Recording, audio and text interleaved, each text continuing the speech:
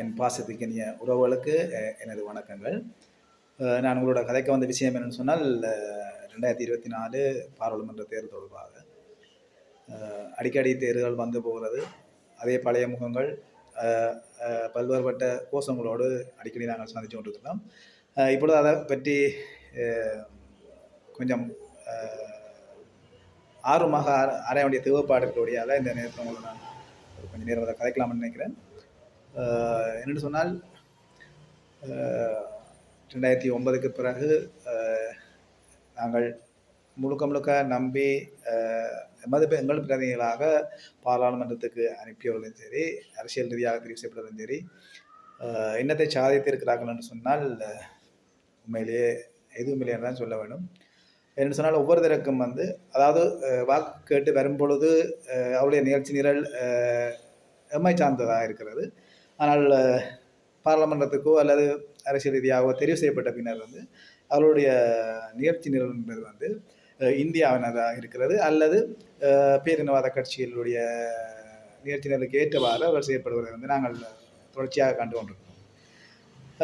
இங்கே தான் நாங்கள் ஒரு முக்கியமான விஷயத்தை பார்க்கணும்னு சொன்னால், எங்கோ இருக்கின்ற இந்தியாவினுடைய நிகழ்ச்சி நிரலுக்கு ஏற்றவாறு செய்யப்படுகின்றவர்களை நாங்கள் தெரிவு செய்தால் எங்களுக்கு என்ன நன்மை ஏற்படும்?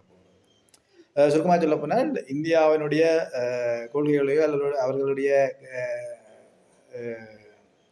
கட்டளைகளையோ தமிழ்நாடு காரணங்களே அதை கருத்திலையும் எடுப்பதில்லை. அவர்கள் பொருளாதார ரீதியாக பலம் வாய்ந்தவர்களாக வளர்ந்து நிற்கிறபடியாக அவர்களை பொருட்படுத்துவதே இல்லை.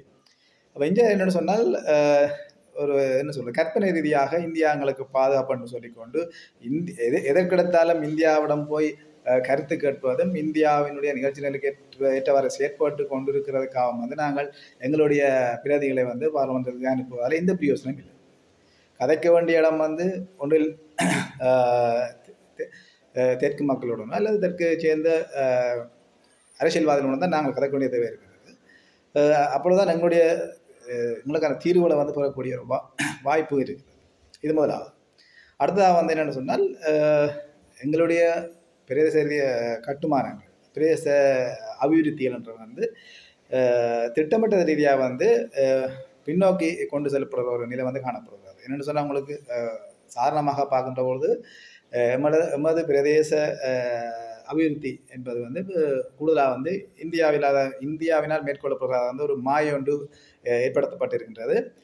ஆனால் உண்மையில இந்தியா இதில் தலைகிறதால எங்களுடைய அபிவிருத்தி பின்னோக்கி கொண்டு செல்லப்படுகின்றதை நீங்கள் சாதாரண மக்கள் புரிஞ்சு கொள்ள வேண்டும்.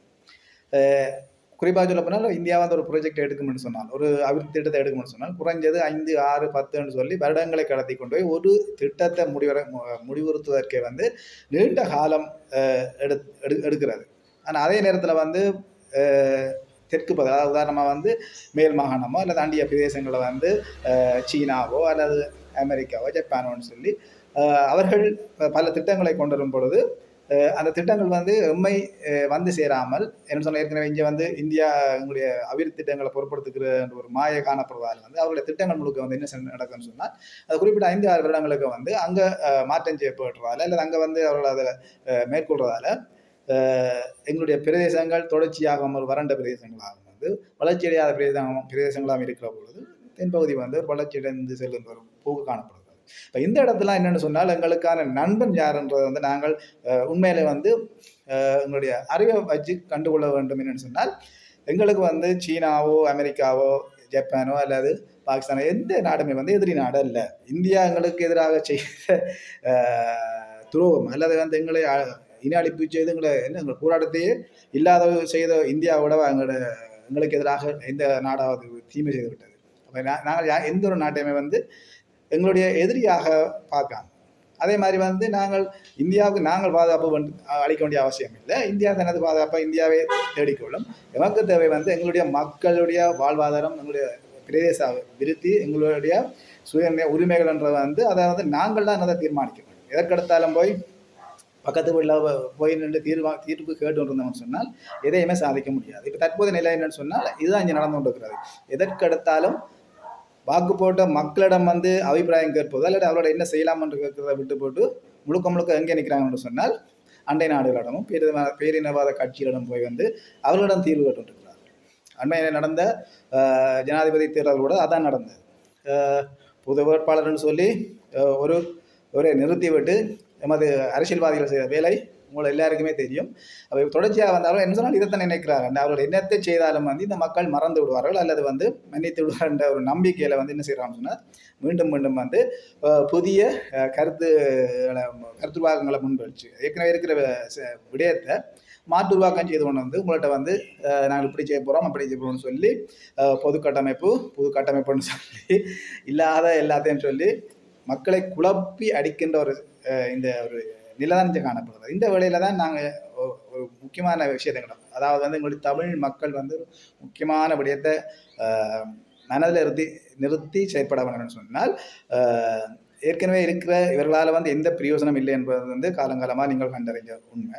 இப்போ இந்த நேரத்தில் இந்த எங்களோட பிரதேசத்துக்கு இந்த யாழ்ப்பாணத்துக்கு அல்லது கிளிநொச்சிக்கு எங்களுடைய வடக்கு கிழக்கு இணைந்த இந்த தாயத்துக்காக உழைக்கக்கூடிய முழுமையான உழைக்கக்கூடிய ஏதாவது செய்யக்கூடிய ஏராளமானவர்கள் எங்களுடைய மக்களுக்கு மறைந்திருக்கிறார்கள். அவர்களை வெளிக்கொண்டு வர வேண்டும். இந்த தேர்தலுக்கான அதாவது 2024 பாராளுமன்ற தேர்தலுக்கான காலம் என்பது மிக குறுகிய காலம். இந்த காலத்துக்குள்ள தான் நீங்கள் சரியானவர்களை தேடி கண்டுபிடித்து நீங்கள் இனம் காண வேண்டும்.